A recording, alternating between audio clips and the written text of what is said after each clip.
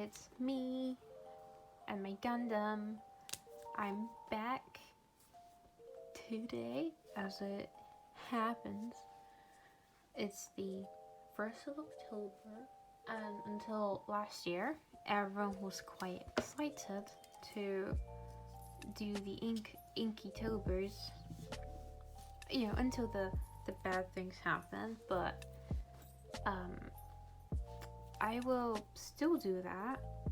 Well, the Inktober, that is, because I have nothing better to do with my life.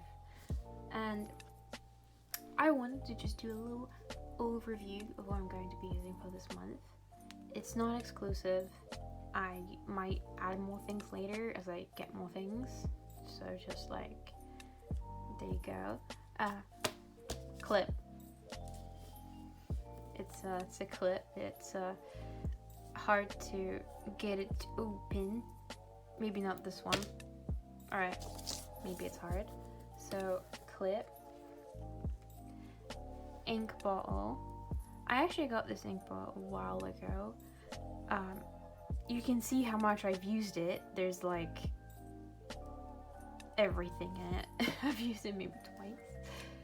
And of course, my favorite, which is the gold ink.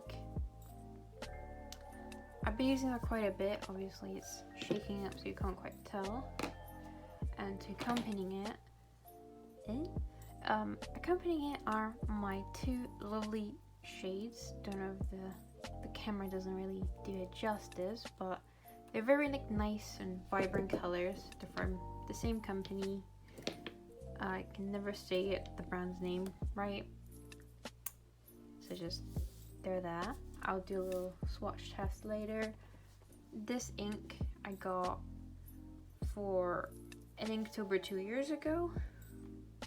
Was it 2 years ago? I think it's 3 years at this point. It's a really good ink. I actually got like practically halfway down this ink brush. I haven't figured out how to refill it, so that'll be fun. And this, it is gonna be like, and this, and that. It's a Sakura brush pen. The bristles are, don't know if you can tell, but they're not the smoothest. They're a little rough, so it's still full of ink. I just thought I'd use it for textures. Of course, a little palette. It's been slightly used. It's because I do art, I swear. And of course, my lovely little collection of ink pens. This one's my favorite, obviously. It's got a lovely nib. This was actually my first nib pen. Yeah, it's kind of stuck on this small one because last time I used it, I couldn't get them out. So it's just kind of going to be a permanent stuck there. And also, because I wanna flex, I got this lovely glass one. I never really got a chance to properly use it, but it's really cool. I've wanted one for so long, so when I first got it, I was like, yes. But I had like no reason to use it because I don't do Inktovers that often, or when I do, I don't make it for the first week. I'm just bad, okay? But I do have it, and I'll make it so that I use it this year. I keep making this sound. I don't know why. Every time my camera rolls, I'm like I'm trying to eat something. My two rubbers, one's electric, one's in a little sleeve. I just gotta expose it a little. It's actually my favorite rubber band, brand of rubbers. The logo actually rubbed off a while back, but I've been using it for a few years now, and it's still like not used up. You could say I don't use it enough, but I think it's because it's so good that it's kind of like lasts a long time. A Uniball Posc pen, because it's good and not water soluble. This one says it's waterproof. No, it's water based, but it says it's smudge proof. That's a lie. I used it with alcoholic markers and it wasn't having a good time, so I think I might be using that on a wrong scale because it's quite thick. It's for like thicker lines. It's really good. I do recommend this brand for anyone who it's basically this lawyer. It's the same. Just have it in pen and liquid form, just because obviously the last pen, it's these ones. I saw some comic book marker people, artists, well, they use markers, the comic book artists, they said it's a good brand pen. It's even mentioned in this like book I have for helping me draw illustrations. So that's how you know that shit good. These pencils, I'll be using these ones because they're very like thick. I keep saying thick every fucking time. Yeah, they're good, especially this one. It's really smooth. Like if you get foreign pencils, they're really good. Like if you get a chance, even if they're expensive, get at least one, because you always know that the foreign shit is good because they put quality into it. That's a fact. Don't quote me on this. I'm stupid. I have like no qualification whatsoever. But I do know what works for me, and that's a fact. And for this month, I'm going to be reviewing the Sketchbook. Yes.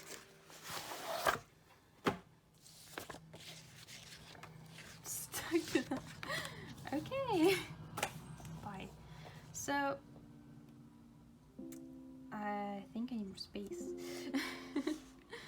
It's, oohoo. Can't say that, can't say most English words. It's a sketch pad, okay? It's a drawing pad, it's a sketchbook. The texture of this feels really nice. It almost kind of looks like fur, almost, you know? It's really thick. Look at that. That's a thick looking sketchbook. I like this. This feels really tight, and like the front bit's really velvety. It also comes with one of these clear, can't see anything, clear plastics, which the instruction book that I threw away says to put underneath, so when you're using markers, it basically prevents it from going to the next page. It kind of like essentially absorbs all the ink. And I think that's genius. Haven't tried it yet, but like this thing, it seems really good. And if I like the sketchbook, the paper is like reasonably thick, the pages are smooth, you can rip them. That's nice. So when I'm like done and I'm like, oh wow, this is so amazing and beautiful, I can just rip it off and hang it up on my wall. I can put it on the fridge. Finally. My parents never let me put my drawings on my fridge. I think they thought I sucked. So yeah, it's some glue.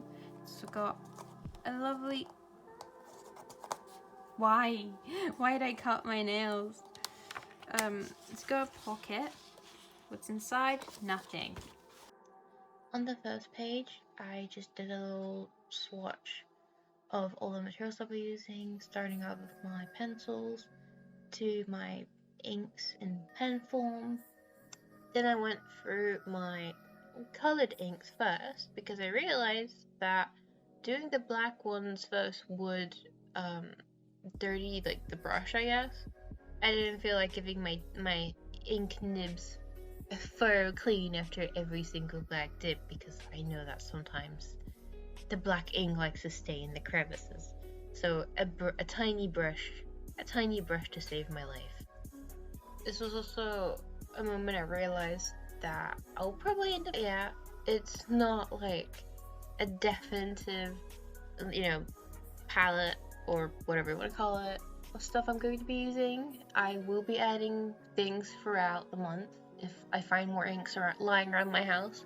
I did kind of compile all this last minute, so I only used whatever I had on hand. There's still a lot more stuff I want to get and things lying around my house that I could use for this. And so my theme for this month is mushrooms. I have looked up mushrooms to fill out my 31-day calendar. I didn't record that because I don't think you'd want to see that. And yeah, I decided to have them all pre-sketched, so I'll probably spend some time on the weekends just sketching out the few mushrooms for the week, because I don't have much time in my day to, draw them from scratch as I go. And, and also my hand hurts, so don't expect high quality mushroom pieces, because it's just, it's not gonna happen. My hand's been dying, so I need to accommodate to that, because I don't want to lose my only hand that makes art, because that'd be very sad.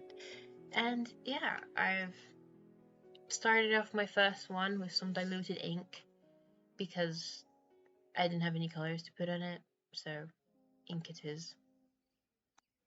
The very first mushroom that I did was just with diluted inks and in black and white, because I didn't have a lot of inks on hand that would kind of fit the color, because it's this very this earthy brown mushroom, and because I didn't have any color to show it off without using other appliances like watercolor, I just had to make do with what I had, which was just black ink, and I added some golden leaves to kind of make it not look so black and white, I guess, if that's what you'd want to call it.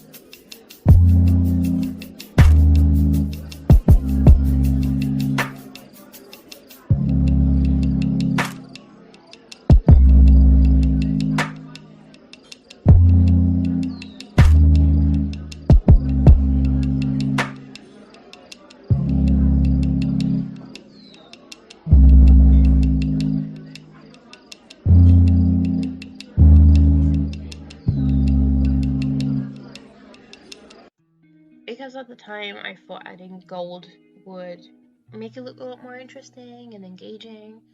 I don't know how, but I did have a bottle of gold ink, so I was like, I'm gonna use it, because why not? It's right there. So if you see golden accents around, it becomes a theme, because I decided that it looks cute, and I'm just gonna keep doing it. You can't stop me. You're not the boss of me. And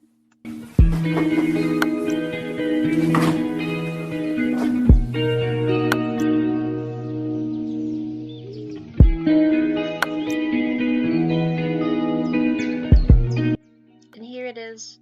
I got more colors. They're brown. Yay. The second mushroom of the day is Velvet Pipitini.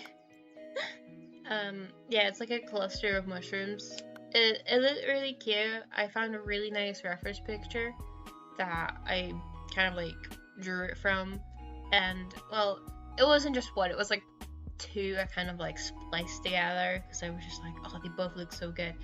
And that's something I do. I find multiple reference pictures and I'm oh, I don't know which one to pick for my reference, so I just combine them into a weird thing. It's a theme, okay? It's a thing, right?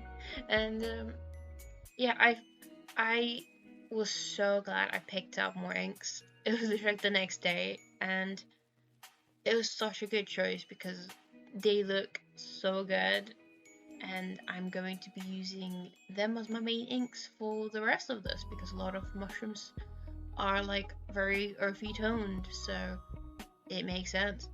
And yeah, and I really enjoyed, obviously using them and making the mushroom. So yeah, I think this mushroom's edible. Here's your little bag for the day. I think. Don't quote me on this. I don't know my mushroom lore. Um, I was really into mushrooms as a kid, and I just kind of like forgot that mushrooms are cool. And yeah,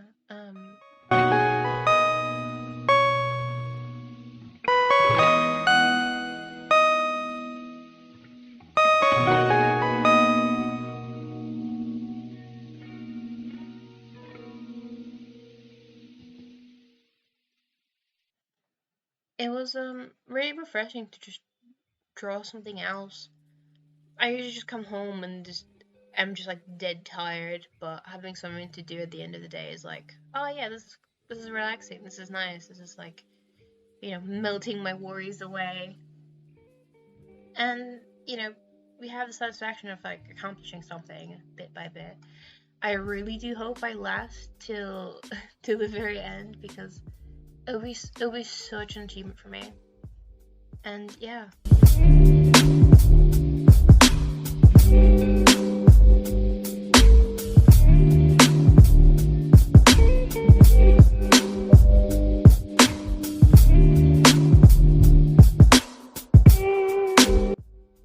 I I made the bold choice of outlining the mushrooms with the ink because I personally had a hard time telling that some mushroom stems weren't just part of another mushroom stem.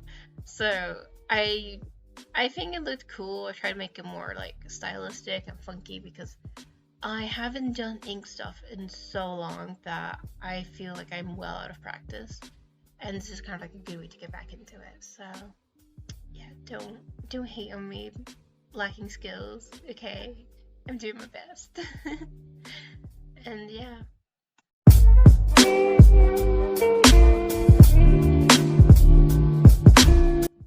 The final mushroom for this video is a Trumpet Royale. When I searched up reference pictures for it, all I saw was recipes, so I'm assuming this is very much edible, and I'm not gonna lie, it looks really good. I would eat that. Yeah, I started off by just kind of adding the accent bits first because I just thought, why not? Why not switch it up and do the accents first? Um, yeah, another time where my brown inks was the main centerpiece because the color match was just so perfect for this mushroom. It looks almost like identical to what the actual mushroom looks like, and I was just like, wow, this is a great. I've made like a really good pick with these. And like I said, I'll just be using them all the time. So they're not watercolor, they're just very diluted brown inks. Okay, I am not cheating. This is still ink. And like I said, I was just really happy with how they were like turning out. Inking them was really fun because, they were just funky little wonky thick mushrooms. And who doesn't like thick? Who doesn't like thick things? Yeah, I had a lot of fun doing this. I was hoping to kind of make prints of this, but looking at it now, I'm like, yeah, no one's gonna want a print of that. Like, fuck that. this isn't that good, and also my hand hurts like 100% of the time, so I don't have the best control over my brush. So yeah, it's just paint all around. Yay! And yeah, just have fun watching me do that. And I will see you with my next compilation of Inkytobers. I'll shut up now.